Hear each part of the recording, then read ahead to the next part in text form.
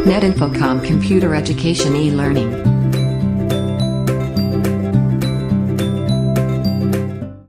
चलिए आज बात करते हैं हमारी डिजिटल लाइफ की। मतलब वो दुनिया जहां हम रोज घंटों बिताते तो हैं, पर शायद ही कभी रुक कर ये सोचते हैं कि इसके नियम क्या हैं या इसका हम पर असर क्या पड़ता है। तो बस इसी गाइड को आज समझने की कोशिश करते हैं।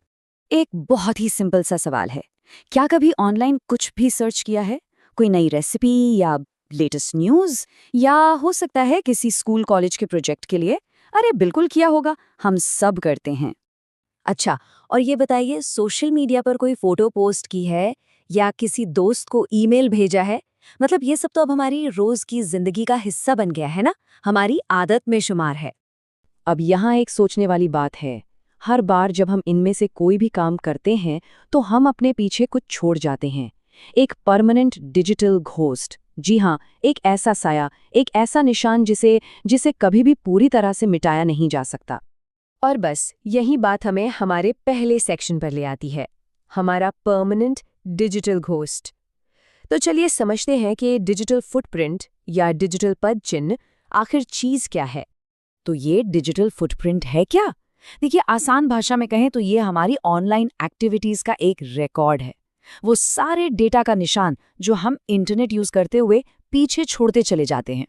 इसमें वो वेबसाइट्स भी हैं जिन पर हम जाते हैं, वो ईमेल्स जो हम भेजते हैं, और हाँ, वो सारी जानकारी जो हम ऑनलाइन फॉर्म्स में भरते हैं। पता है, ये फुटप्रिंट्स भी दो तरह के होते हैं। एक होता है एक्टिव, मतलब वो डेटा जो हम जानबूझकर दुनिया के साथ शेयर करते हैं, जैसे कोई ईमेल भेजना या सोशल मीडिया पर कुछ पोस्ट करना। और दूसरा होता है पैसिव, ये वो डेटा है जो हम अनजाने में ही पीछे छोड़ देते हैं, जैसे हमारी लोकेशन हो गई, हमारा आईपी एड्रेस, और हम कौन कौन सी वेबसाइट्स देख रहे हैं, ये सब। और देखिए, सबसे ज़रूरी बात जो समझने वाली है वो ये है कि इस बात की कोई गारंटी नहीं है कि इन डिजिटल निशानों को इंटरनेट से पूरी तरह हटाया जा सकेगा। एक बार कोई भी जानकारी ऑनलाइन चली गई तो समझिए कि उस पर से हमारा कंट्रोल काफ़ी हद तक खत्म हो जाता है। ये सब हमें एक बहुत बड़े आइडिया की तरफ ले जाता है, वो ये कि अब हम सिर्फ इंटरनेट के यूजर्स नहीं हैं, बल्कि हम एक पूरे डिजिटल समाज, एक डिजिटल सोसाइटी का हिस्सा हैं। और इस समाज में हमारी भी एक भूमिका है, हमारी भी एक जिम्मेदारी है। इस डिजिटल दुनिया के नागरिक को एक खास नाम दिया गया है, नेटिजन। ये शब्द इंटरनेट और सिटीजन को मिलाकर बना है। और एक नेटिजन होने के नाते हमारे कुछ अधिकार भी हैं और कुछ कर्तव्य भी हैं। तो एक अच्छा नेटिजन होने का मतलब क्या है? इसका सीधा सा मतलब है कि हम डिजिटल टेक्नोलॉजी का इस्तेमाल सेफ तरीके से, एथिकल तरीके से और कानूनी तरीके से करें। ये सिर्फ हमारे बारे में नहीं है, ये पूरे ऑनलाइन कम्युनिटी के प्रति हमारी एक बड़ी जिम्मेदारी है। तो सवाल उठता है कि इस डिजिटल समाज में एक अच्छा नागरिक बनने के नियम क्या हैं? इन्हें कहते हैं नेटिकेट्स, मतलब इंटरनेट पर व्यवहार करने का शिष्टाचार या ऑनलाइन तौर तरीके। नेटिकेट के 3 मेन पिलर्स हैं। पहला, नैतिक बने, मतलब बी एथिकल। दूसरा, सम्मानजनक बने, बी रिस्पेक्टफुल। और तीसरा, जिम्मेदार बने, बी रिस्पॉन्सिबल। चलिए इनको थोड़ा और खोलकर समझते हैं। नैतिक और सम्मानजनक होने का मतलब क्या है? मतलब ये कि दूसरों के काम की इज्जत करें, बिना परमिशन के किसी का बनाया हुआ कुछ भी इस्तेमाल ना करें। अगर कोई जानकारी शेयर कर रहे हैं तो प्लीज़ ये पक्का कर लें कि वो सच हो। दूसरों की प्राइवेसी की रिस्पेक्ट करें, और ऑनलाइन जो अलग अलग तरह के लोग हैं, उनके विचार हैं, उनकी डाइवर्सिटी का सम्मान करें। और जिम्मेदार होने का एक बहुत बहुत बड़ा हिस्सा है साइबर बुलिंग से बचना। किसी भी तरह का अपमानजनक, नीचा दिखाने वाला या डराने धमकाने वाला ऑनलाइन बिहेवियर साइबर बुलिंग है। और एक बात हमेशा याद रखनी चाहिए, हमारा जो डिजिटल घोस्ट है ना, वो हमारी हर हरकत का गवाह है। हमारी कही हर बात का पता लगाया जा सकता है। इंटरनेट का एक बहुत पुराना और गोल्डन रूल है, don't feed the troll. Troll पता है कौन होते हैं? ये वो लोग हैं जो सिर्फ मजे के लिए या जानबूझकर ऑनलाइन बहस छेड़ते हैं, लोगों को परेशान करते हैं। उन्हें बस अटेंशन चाहिए, इसलिए सबसे अच्छा तरीका है कि उन्हें पूरी तरह से इग्नोर किया जाए।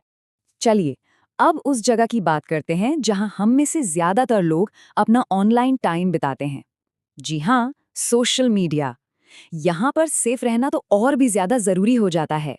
तो इसके लिए एक छोटी सी सेफ्टी चेकलिस्ट है। सबसे पहले पासवर्ड या 123456 जैसे कमजोर पासवर्ड्स को तो भूल ही जाइए और अपने पासवर्ड्स बदलते रहिए। दूसरा, अनजान लोगों से दोस्ती करते समय थोड़ा सावधान रहें, क्योंकि ऑनलाइन हर कोई वैसा नहीं होता जैसा वो दिखता है। और सबसे जरूरी बात, फेक न्यूज़ और झूठे मैसेजेस से बचकर रहें।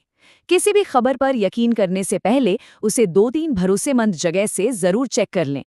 और ये एक बहुत बहुत बड़ी वार्निंग है, ऑनलाइन कुछ भी परमानेंटली डिलीट नहीं होता। जी हाँ, अपलोड बटन दबाने से पहले ना 2 बार नहीं 10 बार सोचें। एक बार कोई चीज किसी सर्वर पर चली गई तो वो हमेशा के लिए वहां रह सकती है, भले ही आप उसे अपनी प्रोफाइल से डिलीट ही क्यों ना कर दें।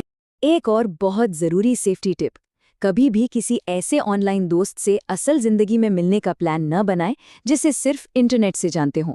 हो सकता है कि वो अपनी असली पहचान छुपा रहे हों। देखिए, ऑनलाइन दुनिया में सावधानी बरतना सबसे जरूरी है। तो आखिर में चलिए अब बात करते हैं कि हम अपने डिजिटल सेल्फ को प्रोटेक्ट कैसे कर सकते हैं। मतलब हमारा डेटा, हमारी बनाई हुई चीजें और हमारे अधिकार, इन्हें कैसे बचाएं।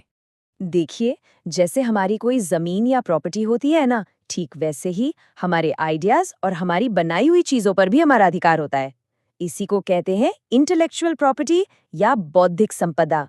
इसमें इन्वेंशंस आते हैं, लिटरेरी और आर्टिस्टिक काम आते हैं, सिंबल्स आते हैं, और ये सब कानूनी तौर पर प्रोटेक्टेड है। इस इंटेलेक्चुअल प्रॉपर्टी के 2 बहुत कॉमन वायलेशंस होते हैं। पहला है प्लेजियज्म यानी साहित्यिक चोरी, मतलब किसी और के काम को अपना बताकर यूज कर लेना। और दूसरा है कॉपीराइट इन्फ्रिंजमेंट, यानी किसी और के काम को बिना उसकी इजाजत के इस्तेमाल करना, और खासकर तब जब उससे पैसा कमाया जा रहा हो। इसी तरह सॉफ्टवेयर पायरेसी भी कॉपीराइट उल्लंघन का ही एक टाइप है। इसका मतलब है सॉफ्टवेयर का गैर कानूनी इस्तेमाल करना या उसे बांटना। और इससे बचना सिर्फ कानूनी तौर पर ही नहीं, बल्कि हमारे कंप्यूटर सिस्टम की सेफ्टी के लिए भी बहुत जरूरी है। तो चलिए इस चर्चा को एक जरूरी सवाल के साथ खत्म करते हैं। क्या किसी के डिजिटल फुटप्रिंट का इस्तेमाल उसके रवैये, उसकी सोच और काम करने के तरीके को जज करने के लिए किया जा सकता है? सोचिए, शायद किसी जॉब इंटरव्यू में। इस पे जरूर सोचिएगा, क्योंकि आज की दुनिया में हमारी ऑनलाइन पहचान हमारी असली पहचान का ही एक हिस्सा है, उससे अलग नहीं।